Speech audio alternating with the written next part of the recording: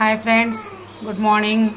ఇవాళ మేము బిర్యానీ వంకాయ కూర అంటే నూనె కూర అనమాట, నూనె వంకాయ చేసుకుంటున్నాము. చూడండి, ముందుగా మనం వంకాయల్ని ఇట్లా 4 భక్షాలుగా చీల్చి పుచ్చు గిచ్చు చూసుకొని శుభ్రం చేసుకొని కొద్దిగా నూనె వేసుకొని ఇట్లా వేయించాలన్నమాట. అయితే దీనిలో స్టఫ్డ్కి ఏం చేయాలంటే ఇదిగోండి చూడండి, పల్లీలు, ఎండుమిరపకాయలు, ధనియాలు, మినపప్పు, జీలకర్ర ఇవన్నీ వేసి వేయించి పెట్టుకున్నాం. తర్వాత టమాటాలు, ఉల్లిపాయ ఇవి కూడా వేయించి ఒక పక్కకు తీసుకోవాలి. ఇప్పుడు మనం ఈ టమాటా ముక్కలు, ఉల్లిపాయల్ని వీటిని కలిపి పేస్ట్ చేసుకోవాలన్నమాట. చూపిస్తే చూడండి. కొద్దిగా నూనె వేసుకొని మూకుట్లో సన్నగా కట్ చేసుకున్న ఆనియన్స్ అనమాట. ఆనియన్స్ వేసి ఇట్లా ఫ్రై చేసుకోవాలి. చేసి ఇప్పుడు మనం గ్రైండ్ చేసుకున్న పేస్ట్ వంకాయల్లో పెట్టి వేసుకోవాలన్నమాట. ఇదిగోండి పేస్ట్, సగం పేస్ట్ ఇట్లా వేసాము.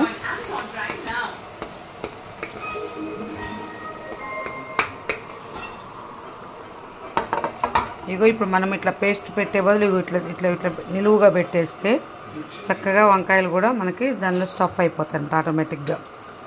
ఇలా చూసారా, ఇలా మంచి మూత పెట్టేసేస్తే చక్కగా కూడా ఇలా వచ్చేస్తాయి. చూసారు కదా, కొద్దిగా వాటర్ వేసేసుకుంటే ఆల్రెడీ మనకి ఒక్కసారి ఫ్రై అయిపోయిన బ్రింజల్ కాబట్టి చక్కగా స్టఫ్ అయిపోతాయి. ఇట్లా మనం తీసుకొని తినడానికి బాగుంటాయి అన్నిటికీ కూడా.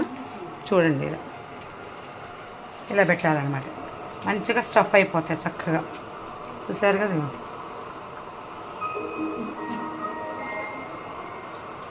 అది ఇదిగోండి ఫైనల్లీ కర్రీ ఇది అనమాట.